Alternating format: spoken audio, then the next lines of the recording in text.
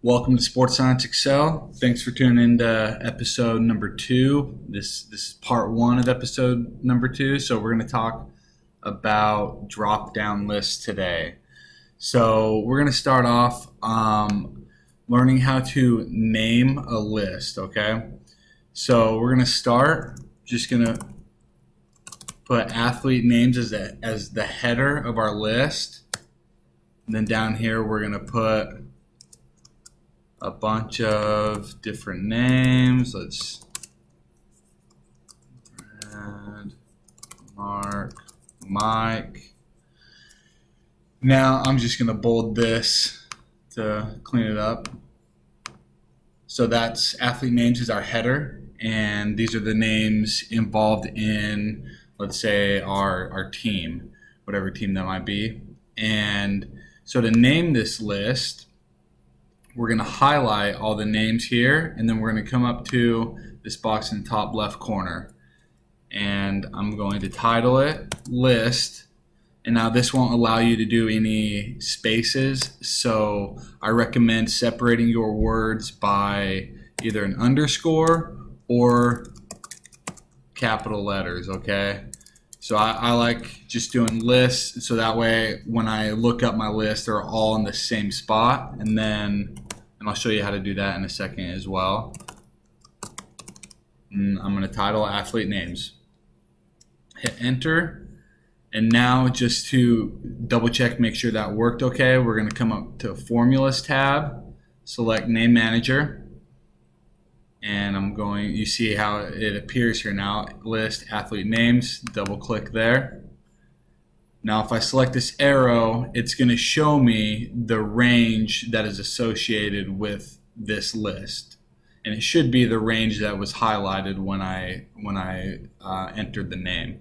So you're going to see, yep, so that looks just like we want it. Hit enter, okay, and close that. So that is the name manager. That's how, if you need to adjust the range of a list or rename a list, then you can access it through that name manager. Very handy at times. So now I'm going to show you how to convert that list into a drop down. So I'm just in this cell here, I'm just going to give it a border, just show that's the cell we're working in. And I'm going to select the data tab and then come to data validation, okay? And now it's going to open up this table, or this little small window. I'm going to select this drop down box and select list.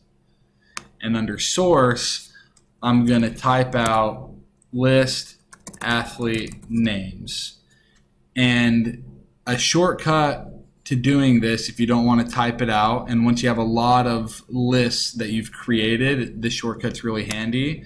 Instead of typing it out, just select F3 and it'll pull up all of your named ranges. So now I'm going to select list athlete names, hit OK, and now we've just created a drop-down list with our athlete names. All right, pretty cool. So there's some limitations to this, and one might be so we have our list solidified, and if I want to come and add a new name to the list, well, if you remember, the range only encompasses these names, right? So even though I add that name at the bottom of the list, if I come here, Matt isn't showing up, all right? So that is part 1 of drop-down lists, and in part 2 of episode 2, I'm going to go over how to make this list a little more dynamic, so that when you add the name Matt, it automatically shows up in your drop-down list, as well as including the indirect function, which has a multitude of purposes, and we'll go over a few of those. So stay tuned, check out part 2, episode 2, and thanks for tuning in. I hope you learned something today. Please subscribe.